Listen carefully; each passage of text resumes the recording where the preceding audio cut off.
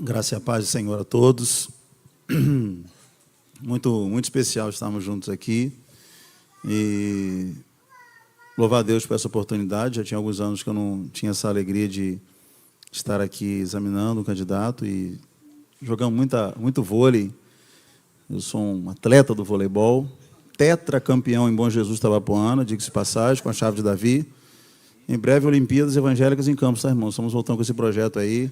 Estou conversando com algumas lideranças para a gente trabalhar isso aí. Amo esporte e juventude, eu acho que é uma coisa muito importante. E jogamos muito vôlei lá, né? Na praia, lá no verão. Pastor, a quadra está montada aí? Saía lá de Lagoa Doce, partia lá para a Praia dos Sonhos. E oportunidade especial. Claro, o time meu, com a camisa do Flamengo, o time de lá, com o meu Botafogo. Quem ganhou todas? Flamengo, né? Para variar. Então, é uma alegria. E falei, mas eu vi examinar o Vitinho, poxa, então é muito especial. E eu quero destacar outra coisa importante. Falando isso, queria chamar Caleb, o meu, vem aqui na porta rapidinho. Nós estamos examinando um filho de pastor, irmãos. A gente pode louvar a Deus por isso. Ali está na porta ali o meu Caleb. Queria que minha esposa ficasse de pé, a irmã Dayana, por favor, também. Apresentar a minha querida ordem, a irmã Dayana, minha esposa, o Caleb, meu filho. E Deus me deu agora, junto com o Caleb, uma princesa chamada Axa. Para quem não conhece, Axa é da Bíblia. E é a filha do conquistador Caleb, que quando entrou em Hebron, tinha um gigantes enrolado no monte, falou assim, se tiver algum valente em Israel que tombar os caras lá, vai ter uma princesa aqui, a Axa, que eu vou dar em herança. O Tiniel foi lá e tombou os caras, falou assim, me dá a moça, que ela é bonita, eu vou casar com ela. Se você conhece um pastor que tem um Caleb e uma Axa em casa, me mande aí a informação, porque eu acho que no planeta Terra é meio difícil você achar um. Em Campos tem um, para a glória do Senhor Jesus. Eu tinha que trazer, né, minha esposa aqui apresentar a ordem, porque os irmãos viram e conviveram e estiveram comigo no meio do meu luto, da minha dor. Então, agora eu posso voltar aqui nessa ordem e dizer, Deus é fiel. O choro dura uma noite, mas a alegria, ela vem pela manhã. Deus é fiel. Amém? Obrigado, pastor Luna, por essa oportunidade. Né? E tantos colegas que estiveram junto comigo, me ajudando e me renovando as forças para estarmos juntos aqui. Então, muitos e muitos. Benção, Vitinho, né? Estamos juntos. Vai ser um bate-papo, irmãos. E tem que ser um bate-papo, tem que ser algo, né? Falei para ele, fica nervoso, fica tranquilaço, porque vai ser especial mesmo. Né? A camisa do Flamengo aqui é uma brincadeira mesmo. Eu queria trazer do Botafogo para que eles estivessem juntos, né? Ele já estivesse sendo entrevistado com a camisa da ordem oficial da ordem, liberado pelo STF em Brasília. Alexandre de Moraes deliberou semana retrasada, né? Finalmente, depois de 4 anos, o processo, né, sendo protelado, então estão sendo liberadas outras camisas dos outros times, né? Não teve jeito não, né? Fazer o quê? Então, Vitinho, é muito bom estarmos juntos aqui. Conta um pouquinho, né? Outra coisa importante, irmãos, né? Eu trabalhei na comissão de teologia, onde montamos uma primeira apostila com 1.012 perguntas para os candidatos. Essa apostila rodou o estado do Rio inteiro. Vários pastores lá no Retiro de Pastores pediam. Nós somos uma das poucas subsecções que fazem esse trabalho. Na verdade, o Vidinho já foi aprovado pela Comissão de Teologia. Estamos aqui para, como igreja, dentro dos nossos documentos batistas, confirmarmos aquilo que já foi outorgado pela ordem, quando na comissão anterior ele foi examinado, sim, aí com mais tempo, né? Então, ele já é aprovado pela primeira comissão da ordem, está aqui para confirmar isso. Então, nós ficamos muito felizes com essa autonomia da nossa ordem de estar à frente da nossa denominação no Estado e no Brasil, a nível de ter esse cuidado, né, com o colega que está sendo examinado, com o futuro colega, e o candidato está sendo examinado aqui. Conta um pouquinho, então, Vitinho, da sua experiência de conversão e chamada, né? O seu pai já explicou um pouquinho aqui, como é que aconteceu lá no 13 e tal. Fala um pouquinho disso aí. Boa noite, queridos. Primeiramente, queria agradecer a presença de todos. Fico feliz de ver esse auditório repleto aí de pessoas, amigos, queridos, familiares também. Minha experiência de conversão, ela se deu quando eu tinha 8 anos, em janeiro de 2008. Eu fui para um retiro do acampamento lá dos Embaixadores do Rei, e eu me lembro que foi muito marcante, todo o processo, porque eu não poderia participar do retiro, uma vez que os embaixadores do rei começam com 9 anos de idade. Mas como eu fazia aniversário no mês seguinte, em fevereiro, eles abriram uma exceção e lá eu tive experiências muito marcantes com diversas pessoas e eu fui a única pessoa da segunda igreja, representando a segunda igreja naquele congresso. Mas foi muito marcante para mim. Lá eu tive o meu encontro com Jesus.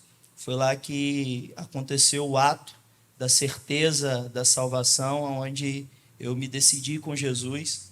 E em relação ao meu chamado, eu tive também uma experiência nesse mesmo acampamento, após algumas ministrações. Eu me lembro que essa em específica da conversão, ela foi no quarto, e o nosso conselheiro lá, ele se reuniu, ele começou a fazer uma ministração, e eu tive essa experiência marcante. E num teatro apresentado em um dos cultos, o Senhor ele já estava ali me convocando para esse momento, para me servir ao Senhor, né, com excelência. E eu me recordo que, ao finalizar o teatro, o rapaz lá da companhia de teatro que foi convidado, ele disse que o Senhor naquela noite ele estava levantando missionários e pastores. E eu não consegui resistir àquele convite. Foi uma experiência muito marcante, ainda que novo. Porém, essa caminhada, né, foi bem desafiadora. Fui crescendo nesse processo do Evangelho, fui buscando conhecer mais a palavra do Senhor, me entregando cada vez mais, me envolvendo na obra do Senhor. E quando se trata, né, do ministério pastoral, vale a consideração que o ministério pastoral é um chamado para ser santo e, através do ser, você impactar a vida dos outros. Então, é um desafio muito grande, mas eu fui sendo provado durante todo esse processo pelo Senhor. Em algumas etapas, fui forjado mesmo diante de algumas crises de identidade, pressão do que as pessoas, né, achariam, se é por causa do meu pai. E eu sempre bem firme e convicto, né, que o meu chamado independe do chamado do meu pai. Ele te pressionou? Ele não me pressionou, minha família de maneira alguma me pressionou. Pelo contrário, eles ficaram bastante preocupados se eu estava certo, convicto. Enfim, foi uma jornada de crescimento e de experiências com Deus, que eu até, de fato, né, me decidi a me dedicar a essa excelente obra. Muito importante isso, irmãos. Nós sabemos de história de filhos de pastores. O último que eu soube, ele estava postando fotos de satanismo, sem nenhuma dificuldade, no Instagram dele. Filho de pastor, né?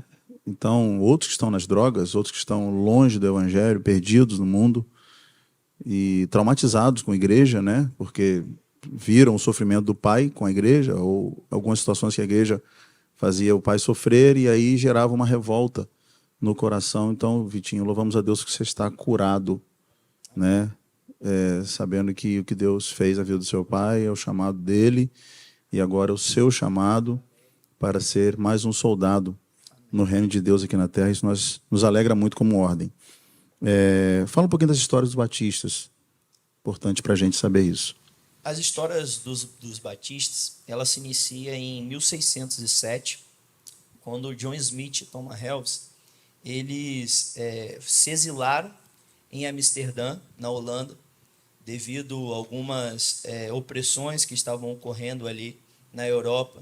E ali John Smith ele tem o entendimento que o batismo, na verdade, ele não poderia ser feito em crianças. Ensina as pessoas que tinham a concepção do que era o batismo de fato. Mediante a isso, inicia então o credo batista. Porém, John Smith ele tinha uma identificação com as doutrinas menonitas. E já o Thomas Helves não. E ele, com alguns dos seus seguidores, retornaram para a Inglaterra em 1611. O John Smith faleceu. Quando John Smith faleceu, o grupo que estava com ele, por se identificar com a doutrina menonita, ficaram com os menonitas, e aquele grupo que estava, então, na Inglaterra, com Thomas Helves, nos arredores de Londres, em 1612, inicia ali a Igreja Batista em Spitalfields. No Brasil, Então, após essa experiência ali, então, na Europa, a denominação batista, ela consegue expandir, vai para a América, e aí, a partir daí, então, que vem para o Brasil. Após uma guerra nos Estados Unidos, entre o Norte e o Sul, uns colonos sulistas, eles vieram para o Brasil, mais especificamente em Santa Bárbara do Oeste, um grupo de missionários liderado pelo pastor Richard Ratflick, e isso em 1871, tendo então a primeira igreja, né, aqui no Brasil, mas o culto era em inglês. A primeira igreja, então, né, que a gente considera institucionalizada no Brasil foi em 1882, em Salvador, quando dois casais de missionários, junto com o ex-padre Antônio Teixeira de Albuquerque, uma vez que foi batizado lá em Santa Bárbara do Oeste, e começou a pastorear, então, em Salvador, essa primeira igreja batista institucionalizada no Brasil. a Igreja Jardim Regado é filha de qual igreja batista? Nós somos filha da Igreja Batista da Coroa. Que um dia foi filha de outras igrejas, que se originou na primeira. Igreja Batista. Você lembra a data de fundação da primeira Sim. igreja? Nós somos filhos da Igreja Batista da Coroa, se não estou enganado, a Coroa é filha da segunda Igreja Batista. Então, a nossa bisavó é a primeira Igreja Batista de Campos, sendo a 8ª Igreja Batista em solo brasileiro, liderada aí por Salomão Ginsburg, um dos pioneiros aí da denominação, a 8ª Igreja Batista em solo brasileiro e a primeira Igreja Batista de alvenaria. A primeira de alvenaria do Brasil, na nossa cidade de Campos. Isso é um fato importante. Eu, como bom professor de história, não tem como não, Jéssica também, né, lembrarmos esse fato que está nos nossos anais da história. É importante para nós entendermos isso como denominação na nossa cidade. Isso é muito importante. Igreja Jardim Regado, ela está ligada a uma associação. Você sabe qual é a associação? Associação Batista da Planície. Isso é importante, Vitinho? Muito importante. Por quê? Porque as igrejas batistas, elas têm a cooperação mútua. Então, é muito importante a gente estar junto com uma associação, compartilhando, né? Por mais que a Igreja Batista seja uma igreja totalmente autônoma, cada uma independente, é importante a gente, como igreja, né, num todo, estar reunidos para conversar a respeito de assuntos importantes e ajudar um ao outro. Nós conhecemos a realidade de muitos pastores que usam a ordem, são consagrados e esquecem da ordem, abandonam a ordem, literalmente. Eu, de vez em quando, essa semana mesmo, estava aqui no Jardim Regado, eu olhei para trás, vi alguns que não estavam aqui, eu fui para o Zap e comecei a metralhar, né? Cadê você aqui? 2 vieram parar aqui. Chegaram aqui, já eram as 15 para as 11, eu fui lá abraçá-los. Mostrei para o meu presidente, falei, pastor Max, é uma luta, né? Eu sou um dos pastores que luta por essa unidade. Você promete, então, diante do nosso concílio batista, que como pastor batista, sendo consagrado, confirmado, abandonar ou continuar firme perto de nós aqui, Vitinho? Continuar firme perto. É um privilégio estar perto, né? Já tive algumas oportunidades como filho de pastor e desfrutar dessa amizade, dessa cooperação que é muito importante. Obrigado pelos pastores que estão presentes aqui, viu?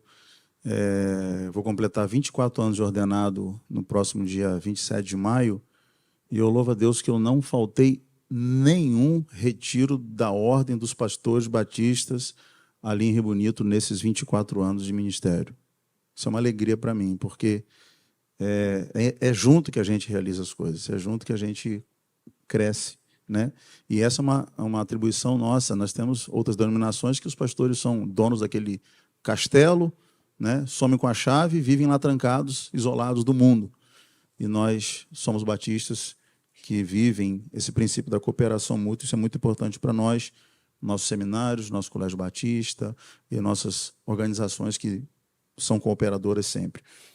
Fala um pouquinho, então, um ou dois pontos da nossa declaração doutrinária da Convenção Batista Brasileira.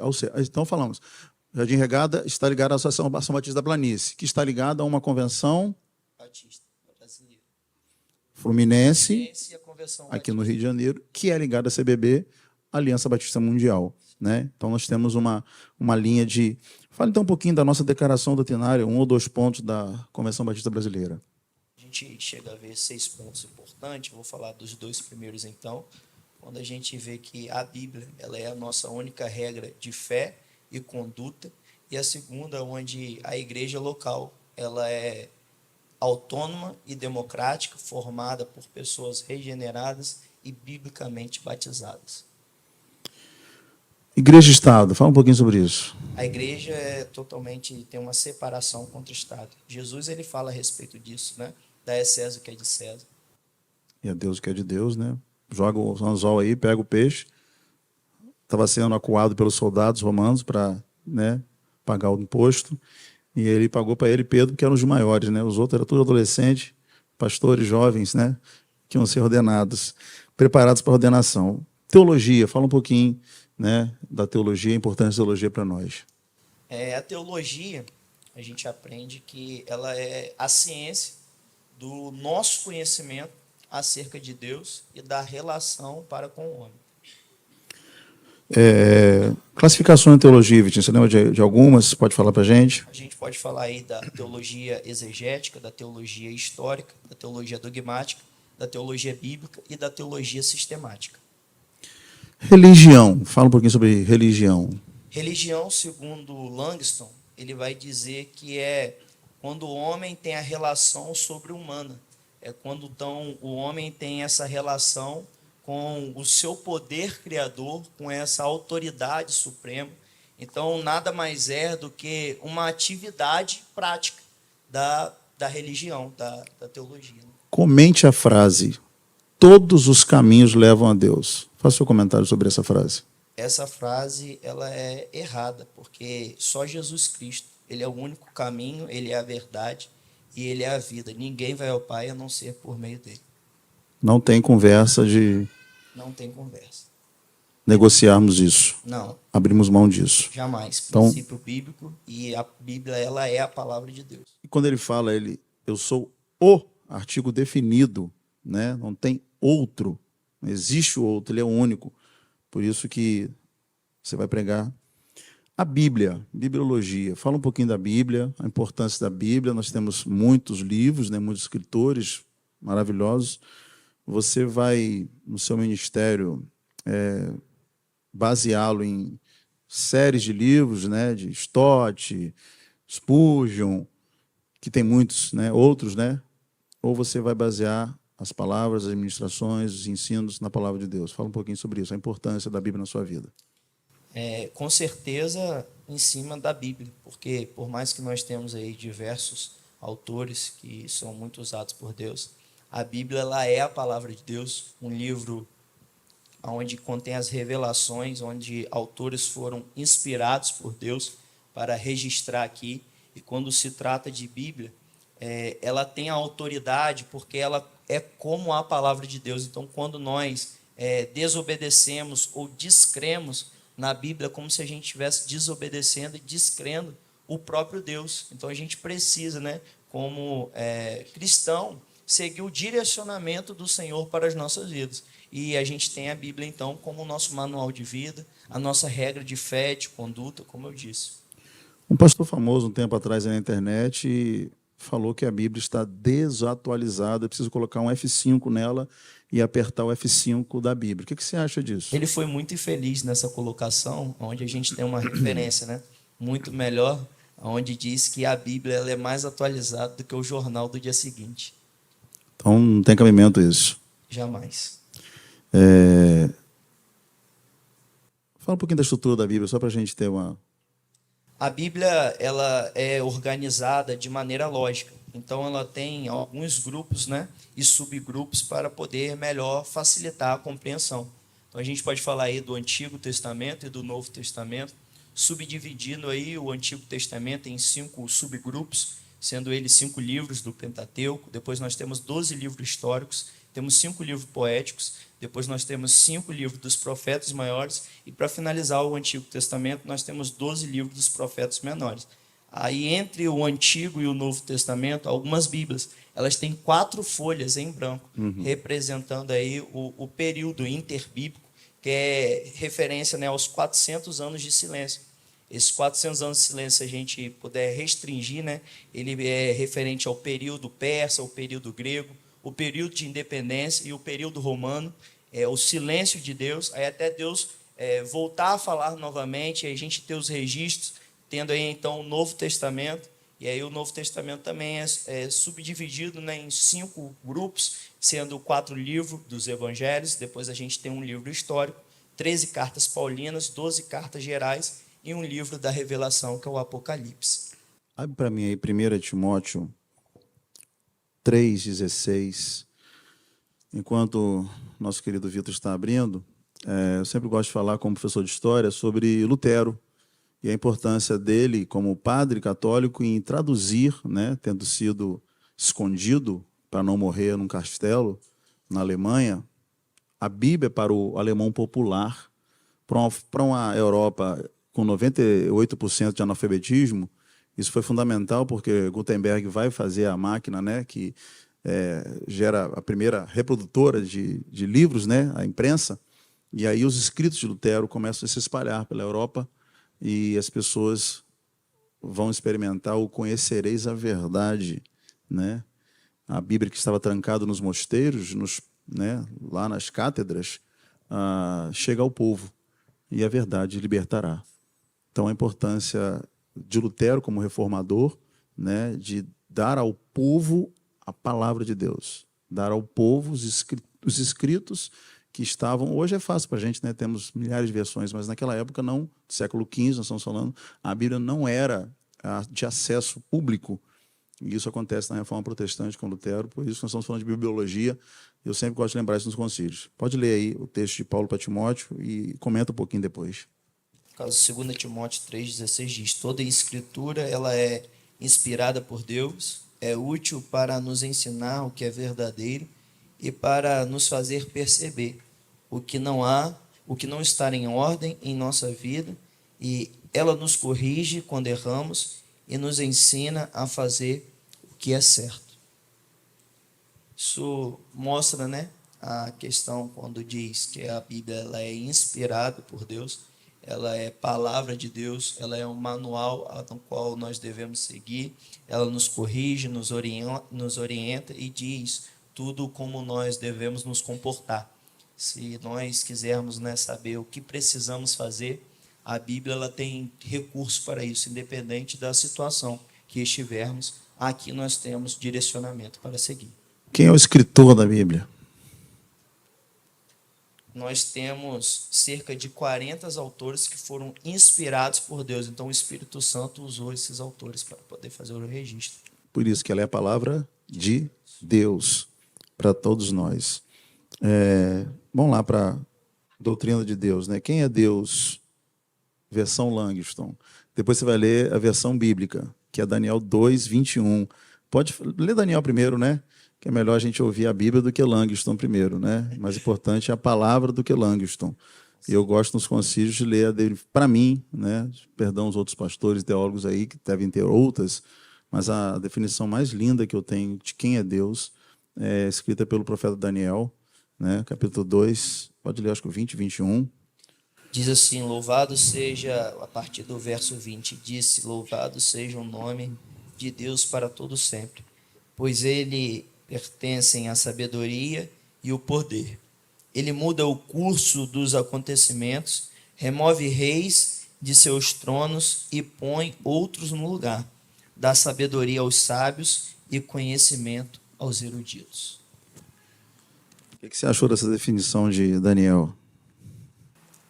Maravilhosa, uma definição assim, muito relevante, mas, se me permite, né, a gente não pode jamais tentar restringi-lo, uma vez que ele é transcendente. Então, assim, é um conceito muito... Quem é Deus para Vitinho? Deus, para mim, é meu Pai, meu Criador, aquele que me prometeu, né, a salvação, autor e consumador aí da salvação, resgatou da lama do pecado e me deu uma nova vida. Essa definição é poderosa, porque é a sua, né, a sua experiência. com Deus. As 3 fontes que apontam para a existência de Deus, Vitinho. A gente pode falar a respeito da criação, a natureza humana e a história da humanidade. Atributos de Deus. A gente pode ver os atributos comunicáveis e também os incomunicáveis. Trindade, fala um pouquinho, define. O conceito de trindade, né, ele traz para nós a partir de Tertuliano. Não é um conceito, né, que a gente encontra na Bíblia, mas é um conceito bíblico. E trata de Deus, onde a gente tem um Deus que ele é um e ele é representado por 3 pessoas. Deus Pai, Deus Filho e Deus Espírito Santo, a terceira pessoa da Trindade, sendo todos com os mesmos atributos, a mesma essência e apenas diferença nos relacionamentos. Muito importante. Cristo. Quem é Cristo? Cristo é Deus, ele é a segunda pessoa da Trindade. Estava na criação? Estava na criação. Ele não foi lá naquele dia? Não, ele estava na criação. Tem um texto bíblico que fala sobre isso? Sim, a gente pode ver que ele é o Verbo. João 1 diz que ele é o Verbo. João ele inicia o evangelho dele de uma maneira diferente, podemos dizer, Sim. uma maneira mais teológica, onde ele diz, no princípio, aquele que é a palavra já existia, a palavra estava com Deus e a palavra era Deus. Então Jesus, ele é Deus e ele estava na criação do mundo. E lá em Gênesis 1 tem façamos. Gênesis 1, Fala um pouquinho sobre esse 26, façamos aí.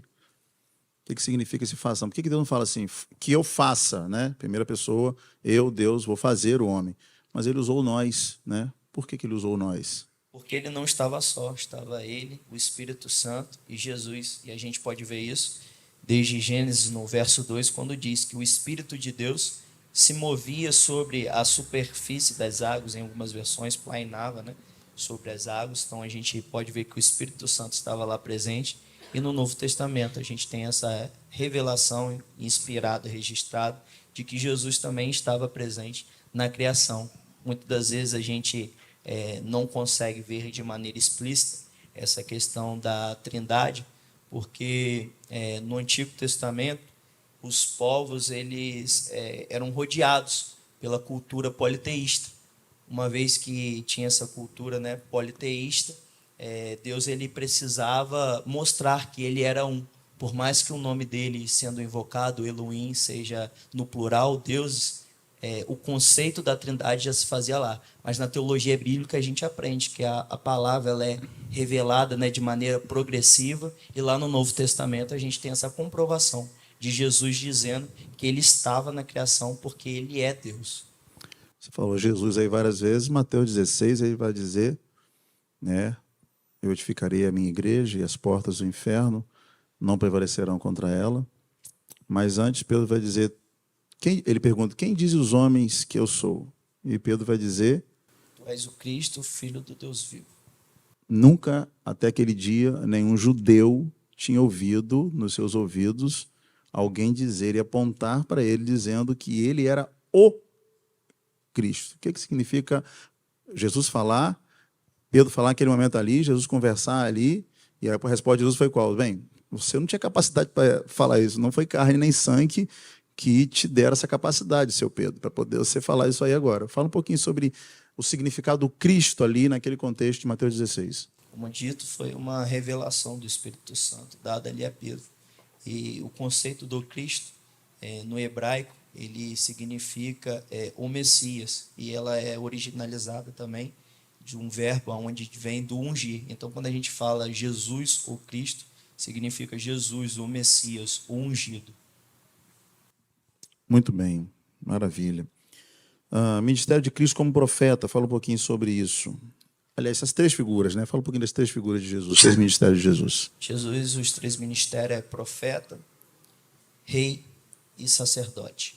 Ele, como profeta, assim pedido, ele anunciou acerca do reino de Deus e o reino dos homens, predisse acerca do futuro, falou a respeito da salvação. Muito bem. Fala um pouquinho, explica um pouquinho sobre a morte, né? O significado da sua morte e ressurreição para nós, para nossa fé, Paulo vai chegar a dizer que se isso não tivesse acontecido, a nossa fé seria vã, né? Não teria sentido para a gente estar aqui hoje no concílio, não teria sentido essa igreja estar aqui, né? Por que isso? A gente tem um texto áureo da Bíblia para poder nos orientar, quando diz em João 3,16, se me permite.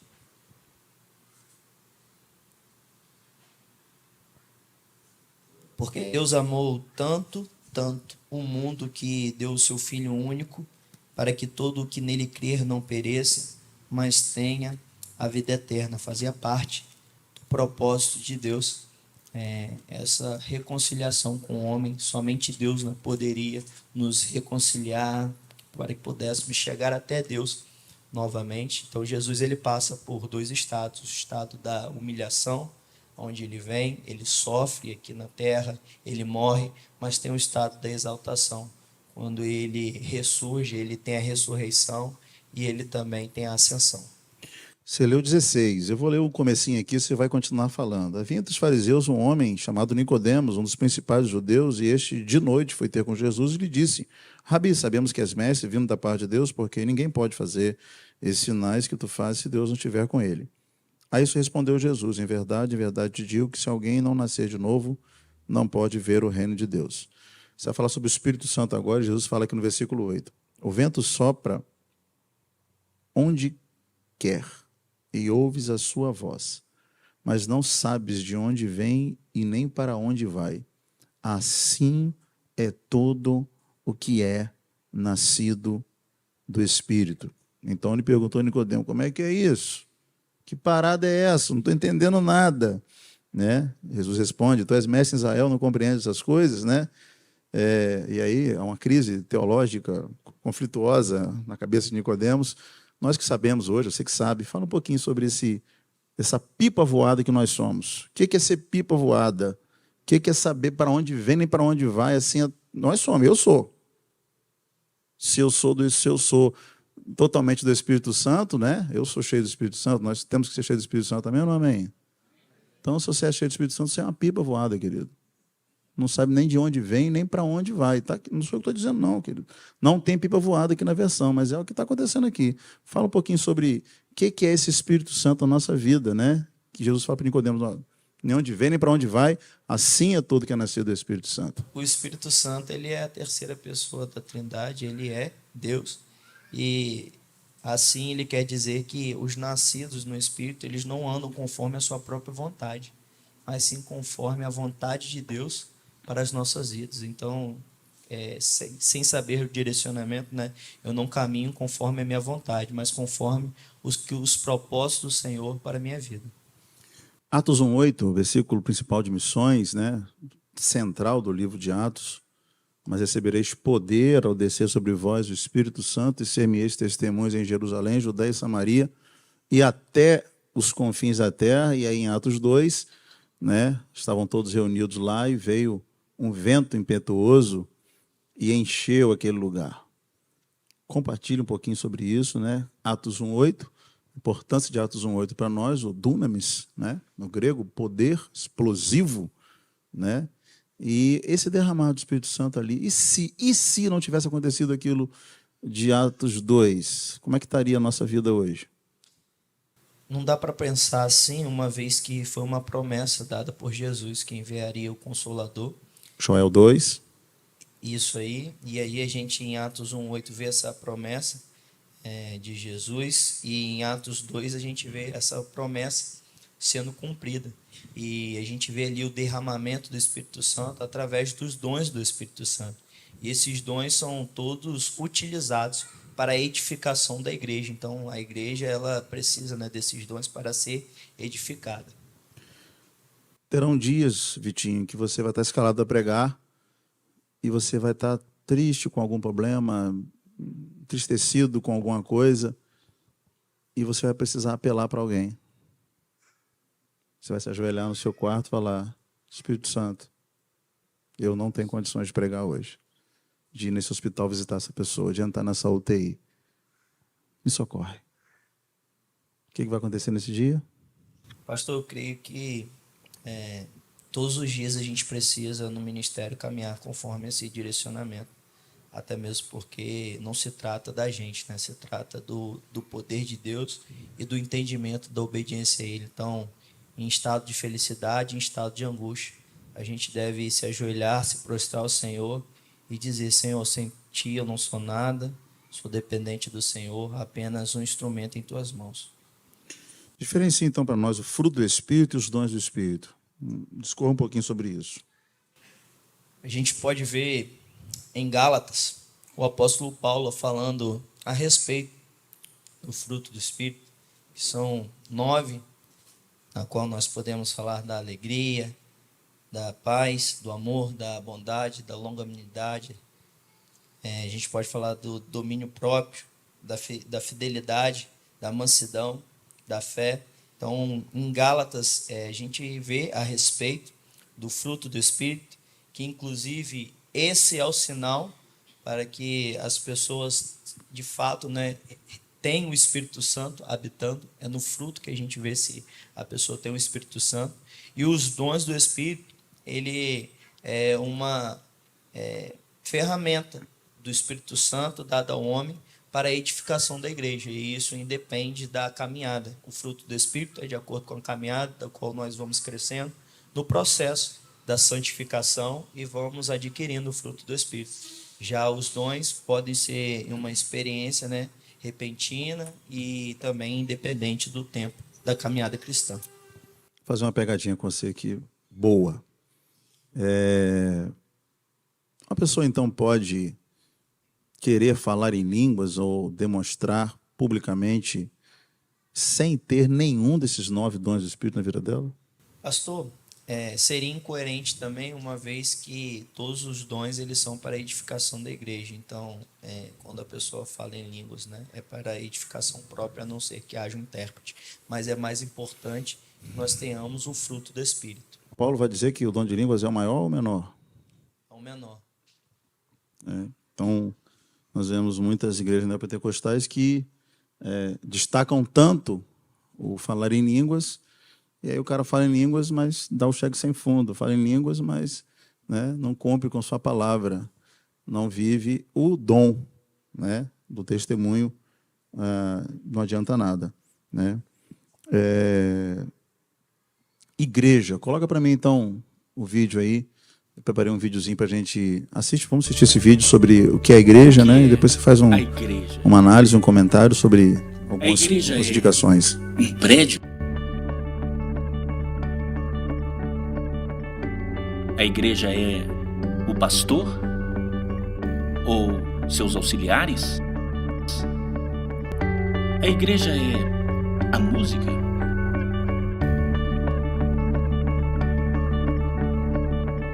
A tradição? Ou os ministérios? Todas essas coisas são boas, mas elas não são a igreja. Tire elas e a igreja ainda existe. Por quê? Porque você ainda está aqui. A igreja é você. A igreja é você com um propósito de amar a Deus, de amar aos outros. A igreja é você com uma missão de ligar o que não está ligado a Cristo e juntos crescer em total devoção a Ele. A igreja é você com um plano de estar ligado a Deus, servindo, liderando uma célula na comunidade, usando seus dons e paixões e transmitindo a sua fé àqueles que não conhecem a Cristo. Quando você e eu vivemos dessa forma,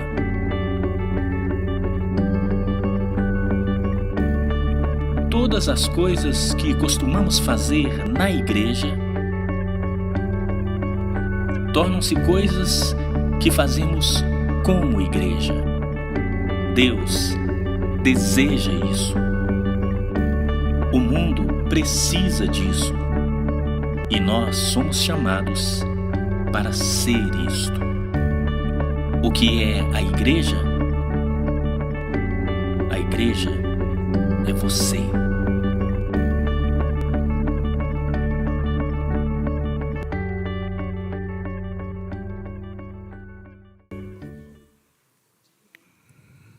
Te emocionou? Forte. É forte. Fala um pouquinho então sobre...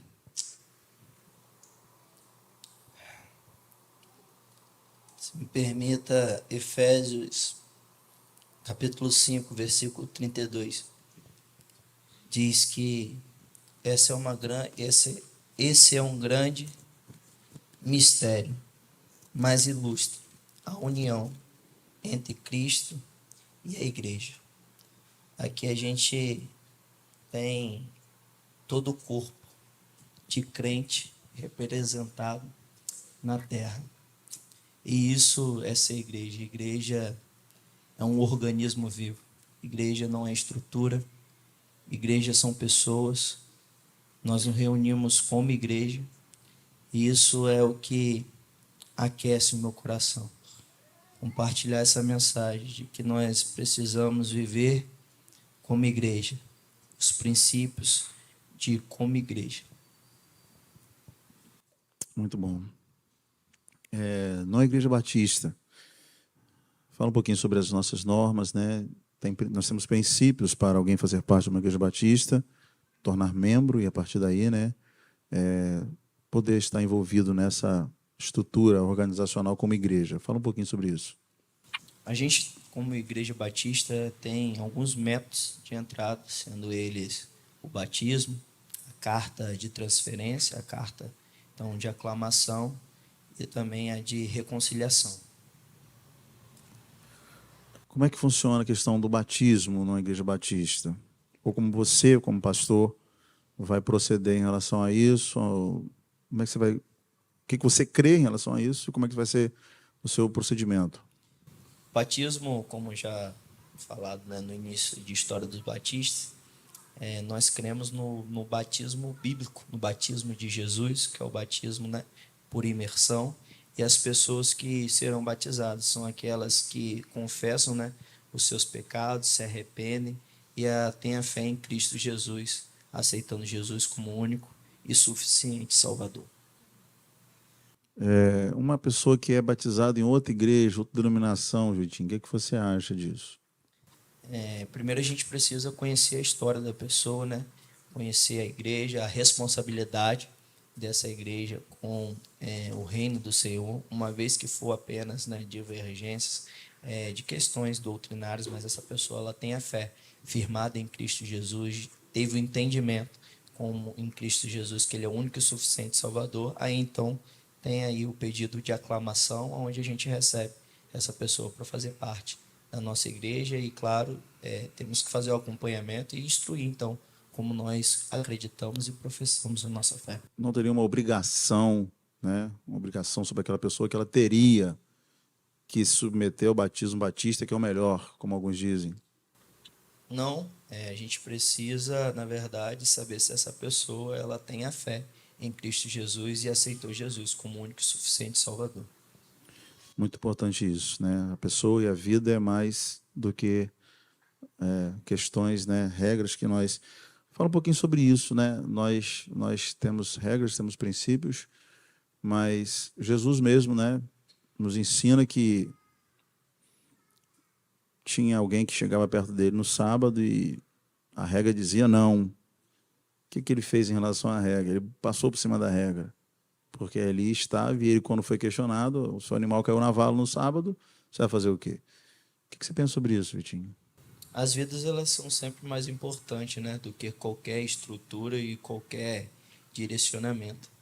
Até mesmo porque o próprio Jesus diz que ele veio para que a lei pudesse ser cumprida, uma vez que nós jamais seríamos capazes de conseguir. Então Jesus ele veio, na verdade, para provar isso e para nos reconectar com Deus. Uma vez que Ele fez isso, a nossa missão é dar sequência a isso e valorizar sempre a vida, melhor do que qualquer regra e do que qualquer estrutura. Importante isso. Eu cheguei a passar por algumas situações de ter que esperar formar turma para poder batizar pessoas, né? Nós, pastores batistas, temos essa preocupação. E uma vez uma senhora de 105 anos de idade insistiu comigo 2 meses para batizá-lo. Eu falei, calma. Só que eu estava com 105, né? Ela passou mal, foi para o hospital e morreu. E eu saí de casa muito triste. Peguei meu carro para ir lá na Igreja Batista de Morundum, fazer aquele velório. Fui chorando até lá. E lá não tinha outro texto para pregar, a não ser os 2 ladrões da cruz, né? E eu comecei a mensagem chamando, estou vendo um bando de ladrão aqui na minha frente nessa igreja. Chamei todo mundo de ladrão lá. A questão é qual dos 2 ladrões você é. O que zomba ou que se arrepende, pede misericórdia e vai para o céu. A Maria não teve tempo de se batizar, mas ela está no céu. Amém. Então, a partir dali eu aprendi. E todas as vezes que chegava alguém e falava, pastor, eu quero me batizar. Classe, e já enchia, batizava, muitas vezes eu enchi o batistério para batizar uma pessoa só, porque eu lembrava da Dona Maria, né? Então não perdi a oportunidade. Então esse conselho aos pastores, viu? Não espere formar turma não, a gente não sabe qual vai ser o dia de amanhã.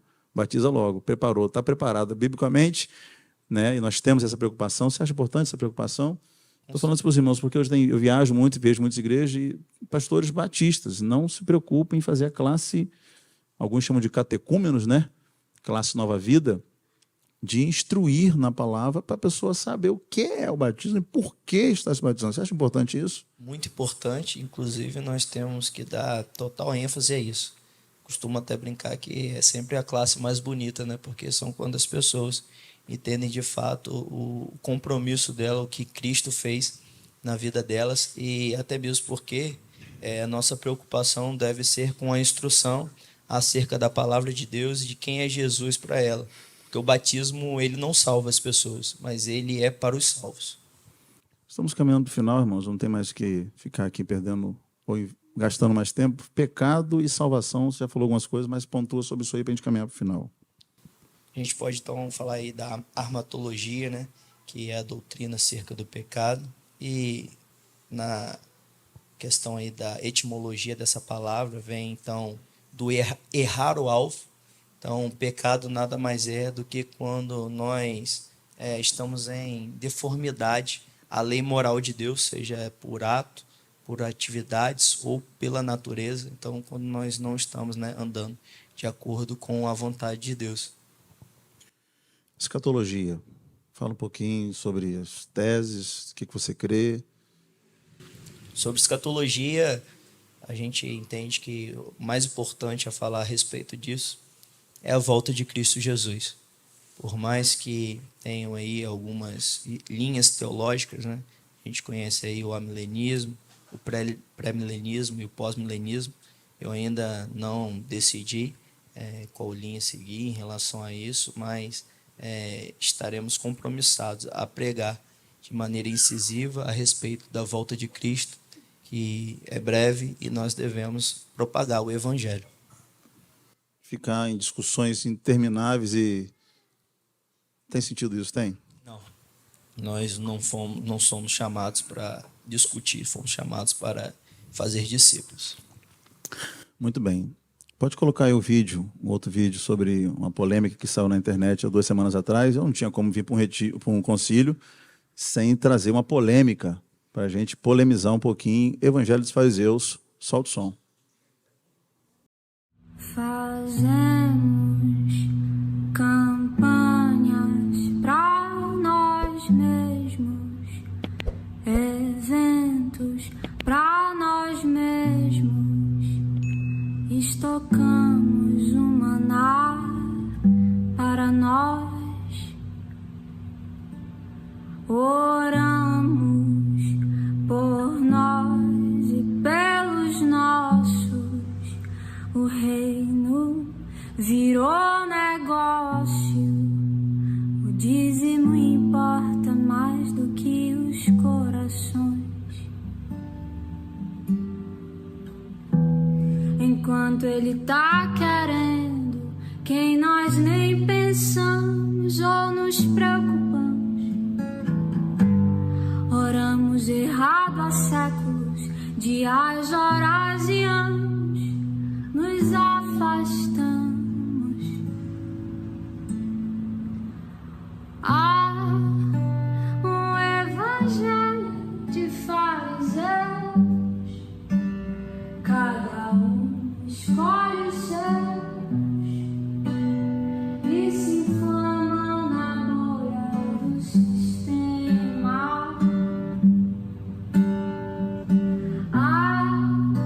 Enquanto isso no Marajó o João desapareceu, esperando os ceifeiros da grande seara. Pode ser até aí. Tá bom. Fala um pouquinho, Vitinho. Eu sei que você é um cara antenado, né? Talvez alguns pastores estejam escandalizados, né, com eu trazer isso aqui, mas nós somos pastores que estamos vivendo este tempo. E esse é um tema que está sendo debatido no Brasil inteiro. E não só por pastores, irmãos. Artistas, pessoas do mundo secular, querendo descobrir o que é o Evangelho dos Fariseus, por que essa letra, né, o que há de verdade, o que há de mentira, o que há de sinceridade nela ou não, e é uma reflexão nossa própria, né, como teólogos e homens de Deus, profetas deste tempo presente.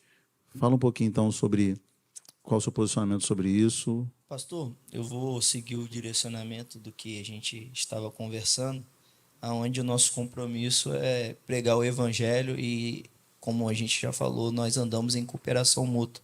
Se me permite, em Atos 2, do versículo 42 até o versículo 47, diz: todos se dedicavam de coração ao ensino dos apóstolos, à comunhão, a partir do pão e à oração. Havia em todos eles um profundo temor, e os apóstolos realizavam muitos sinais e maravilhas. Os que criam se reuniam num só lugar e compartilhavam tudo que possuíam. Vendiam propriedades e bens e repartiam o dinheiro com os necessitados. O Evangelho, ao invés de nós ficarmos levantando críticas para alfinetar ou para comprometer, né, nossos irmãos, nós devemos entender que nós devemos nos doar, entregar não só aquilo que podemos, mas tudo que temos para poder fazer o Evangelho ser avançado. Quando se trata de uma música, a gente pode vir na essência da adoração, quando Jesus, em João 4, na conversa com a mulher samaritana, ele fala que ele está em busca dos verdadeiros adoradores, que adoram em espírito e em verdade. Então, tudo que tem fôlego, louve ao Senhor. Devemos usar, então, o nosso fôlego de vida para engrandecer o Senhor com uma adoração em espírito e em verdade. Ao invés de alfinetar os nossos irmãos, nós devemos compor canções que, na verdade, chegam ao trono do céu com uma essência pura e suave. Muito bem. Pode aplaudir o candidato para essa resposta brilhante. Termino, meu presidente, né? Poderia ficar aqui mais 1 hora ou 2 com muitas outras perguntas, mas diante do que o candidato já falou, não vejo necessidade nenhuma de mais nada, de trazer para você, Vitinho, que você guarde no seu coração, 2 Timóteo 4, pedir para a mídia colocar ali. Eu quero ler em nome da nossa ordem, né, esse texto para a sua vida como um conselho que você guarde para sempre. Na presença de Deus e de Cristo Jesus, que julgará todos os seres humanos, tanto os que estiverem vivos como os que estiverem mortos, eu ordeno a você, abre um parênteses aqui, pastor Vitor, com toda a firmeza o seguinte, 2 pontos, por causa da vinda de Cristo e do seu reino, pregue a mensagem e insista em anunciá-la, seja no tempo certo ou não, procure convencer, repreenda, anime e ensine com toda a paciência, pois vai chegar o tempo, Vitinho, que as pessoas que não vão dar atenção ao verdadeiro ensinamento, mas seguirão os seus próprios desejos e arranjarão para si mesmo uma porção de mestres que vão dizer a elas o que elas querem ouvir. Essas pessoas deixarão de ouvir a verdade para dar atenção às lendas. Mas você Pastor Vitor, seja moderado em todas as situações, suporte o sofrimento, faça o trabalho de um pregador do Evangelho e cumpra bem o seu dever de servo de Deus. Quanto a minha hora já chegou de ser sacrificado, já é tempo de deixar essa vida. Paulo encerrando a sua vida. Deus abençoe a sua vida. Guarde esse conselho meu como pastor e da nossa ordem para a sua vida em nome de Jesus. Obrigado.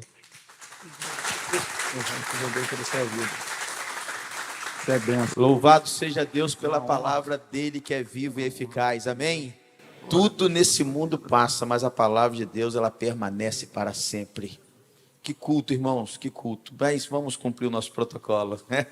Submissos aí à orientação da nossa ordem. Os pastores estão convidados a estarmos indo ali numa salinha para a gente fazer um último momento de reflexão e trazer então, por força, né, de proposta e ordem, a decisão do conselho. Os pastores nessa hora se reúnem para então um último momento. O pastor Douglas está só sugerindo e lembrando algo muito importante, muito importante. Algum pastor quer colaborar com alguma outra pergunta, com alguma outra sugestão antes de ir para a sala? Fique à vontade, aproveita, estão de pé. Algum colega, fique à vontade. Quer dar mais uma apertadinha aqui no Vitor? Está satisfeito, pastor Maciel? Pastor Maciel, se dá por satisfeito, traz como proposta. Os irmãos digam amém? Amém. Ok, vamos louvar a Deus. E eu estou indo ali com os irmãos. Pastor Samuel Pinheiro foi então eleito ali na comissão para trazer o parecer. Pode se assentar um pouquinho em nome de Jesus. Boa noite, irmãos. Antes de eu dar o parecer final, vou deixar vocês um pouquinho mais ansiosos, mas eu gostaria só de dar uma palavra de gratidão e para a igreja, para o Vitor também. Mas eu conversei com os pastores ali e eu disse que, enquanto eu participava do concílio e ouvia, para quem não sabe, eu trabalho com o Vitor na FABERJ, né? Então é bom explicar esse contexto, mas a gente trabalha junto lá na faculdade, e enquanto via o Vitor responder as perguntas aqui, eu ficava imaginando, gente, isso é o Vitor, né? Segurança, sinceridade, e eu sou, assim, vendo a convicção com que ele respondia as perguntas, né? Então, o Vitor é essa pessoa que está aí respondendo essas perguntas. Não é alguém que estava ali decorando ou qualquer outra coisa, né? Mas senti teu coração respondendo aqui, Vitor, e eu fico muito feliz pela sua vida. Sou muito feliz de poder fazer parte da sua vida no nosso trabalho. E eu sei, assim, sempre tenho muita alegria em perceber a mão de Deus sobre a sua vida, o quanto você é um rapaz dedicado, o quanto você ama Jesus, né? Quantas vezes a gente chorou lá no trabalho comentando cena do The Chosen, sabe? E a gente fica lá chorando, porque somos dois chorões, né? E a gente já choramos pela nossa vida, pela vida de outras pessoas. Então é uma alegria, um privilégio muito grande. Então eu tenho a honra e a alegria de poder caminhar com você e de dizer que você, por unanimidade, você foi aprovado no conselho, tá bom? Que Deus abençoe você, Vitor.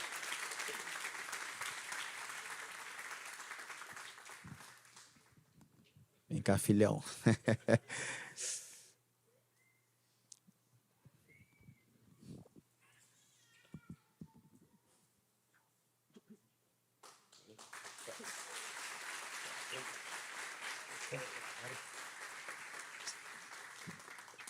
Depois de Jesus, esse é o que encabeça o time dos meus melhores amigos que Deus me deu aqui na terra. São presentes, são uma joia, e eu pude ouvir da boca dos meus irmãos, colegas, pastores, aquilo que você é.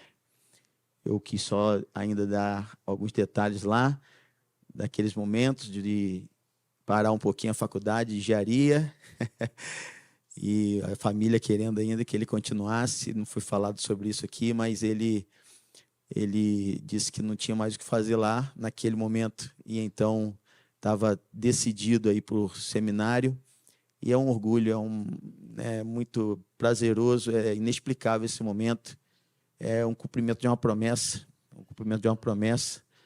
Eu costumo dizer para a igreja que as promessas do Senhor são maiores do que a dor.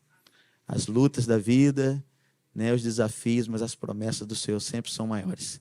Queria, então, chamar aqui a sua esposa, sua mãe. Eu queria também chamar a família, porque eu queria encerrar esse momento aqui, antes da foto com os pastores. Nós vamos tirar uma foto, pastor Marcos.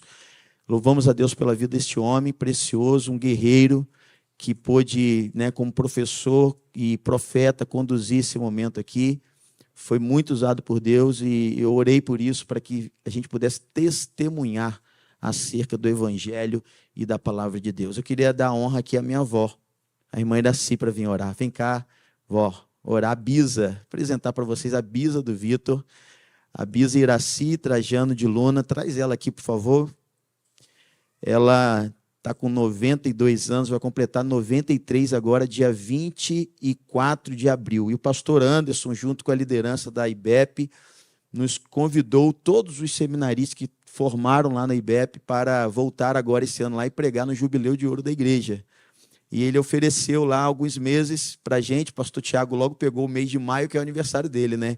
Quando ele falou aniversário dele, eu falei assim, eu tenho que ser dia 21 de abril, porque ela faz 24 de abril, 93 anos, e ela é membro fundadora da Igreja Batista do Paraíso. Uma mulher que, desde pequenininha, muita fé, com 6 anos de idade, a mãezinha dela faleceu. E ela sempre conta as histórias do pai dela, todo dia antes de dormir, falando acerca de Deus. E ela, católica, praticante, mas foi para cima do padre.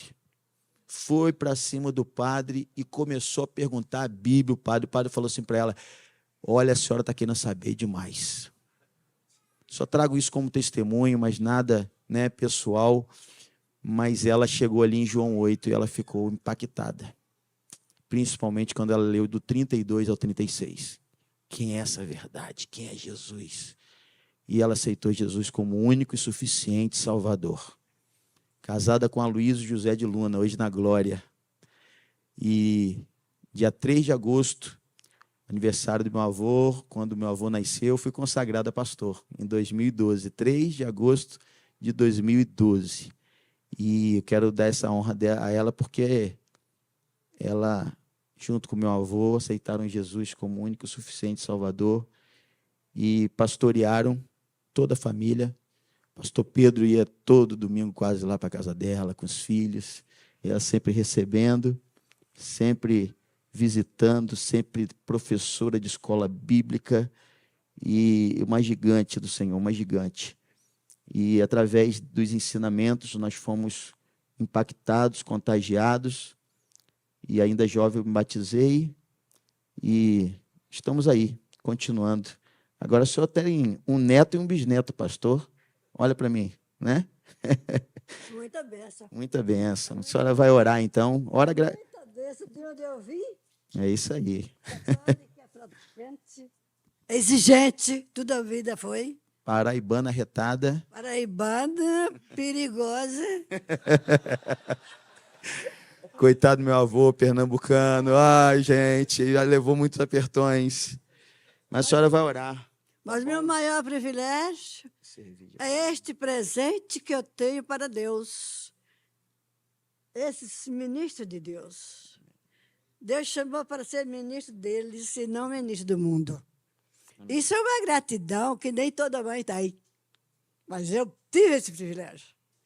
Porque toda vida temia este Deus maravilhoso, que nos concedeu esta igreja maravilhosa. Amém. Desde criança, desde que eu nasci, nunca temi tanta coisa como este Deus maravilhoso. E hoje estou recebendo tudo aquilo que Ele me prometeu. Só tenho agora que agradecer e o presente é esse aqui. Amém. Vamos ficar de pé. Vocês aqui, Vamos orar. de Deus, não neguem o que vocês são. Vocês são ministros de Deus e não dos homens. Amém. Cuidado com a palavra. Cuidado com o testemunho de vocês. É isso que eu deixo para vocês. Cuidado. Deus é amor. Ele nos ama, mas também nos castiga. Que Deus te abençoe, meu filho. Te dê tudo aquilo que você merece. Eu tenho certeza disso. que você está nas mãos de um Deus vivo, poderoso. Você foi chamado. É isso daí. Vamos orar. Senhora. Obrigada, Senhor.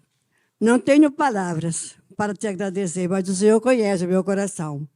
Muito obrigada e eu te peço as tuas mais copiosas bênçãos para esta vida. Amém. Tudo que ele precisa, Senhor, esteja nas tuas mãos. Amém. Dê para ele, principalmente, a palavra que venha do Senhor. Amém. Não é dos homens, mas do Senhor. Isto que eu espero e confio no Senhor e nele, que ele cumpra a sua palavra, a palavra de Deus, verdadeiro cidadão dos céus.